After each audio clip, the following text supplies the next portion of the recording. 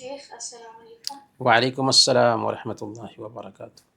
جی شیخ لوگ مطلب میں سنی ہوں کہ جیسے کھا رہے ہیں ہم اور اذان ہو رہی ہے تو کھانا بند کر دینا چاہیے، کیا یہ سب سچ ہے؟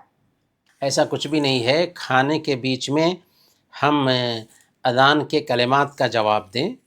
اسی طریقے سے اگر ہم گھر میں بیٹھے ہوئے ہیں اور ہمارے سر پر دوپٹہ بھی نہیں ہے تو دوپٹہ بھی ڈالنے کی ضرورت نہیں ہے۔ کہیں کہیں پہ یہ سوچا جاتا ہے کہ اگر اذان سنی ہے تو دوپٹہ نہیں ڈالو گے تو یہ بے حیائی ہے۔ نہیں، ہم گھر پہ ہیں، کوئی حرج کی بات نہیں ہے، دوپٹہ ڈالے بغیر ہم اذان کے کلمات کا جواب دے سکتے ہیں، کھانا کھا رہے تھے کھانا کھا سکتے ہیں، کوئی حرج نہیں۔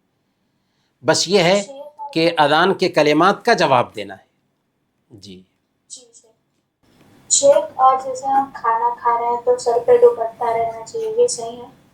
نہیں، یہ بھی ضروری نہیں۔ جی شیخ، جی جزاک جی، اللہ۔ عام طور پر باتھ روم میں جاتے وقت بھی شرط رکھی جاتی ہے کہ سر پہ دوپٹہ رکھو۔ اس کے لیے بھی کوئی دلیل نہیں پائی جاتی کہ سر پر دوپٹہ رکھ کر کے سر کو ڈھانک کر کے باتھ روم میں جائیں گے۔ ہاں، باتھ روم میں جانے سے پہلے دعا پڑھنی ہے۔ اللہ کے نبی صلی اللہ علیہ وسلم نے بیان فرمایا، ستر ما بین اعین الجن وعورات بنی آدم اذا دخل احدهم الخلاء ان یقول بسم اللہ۔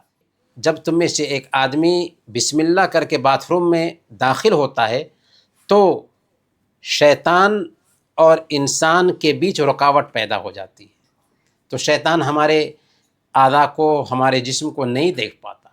اگر ہم بسم اللہ یا اللہ کا ذکر کر کے ہم نہیں داخل ہوتے ہیں باتھ روم میں تو شیطان جو ہے نا ہمارے بدن کو تاکتا ہے۔ جی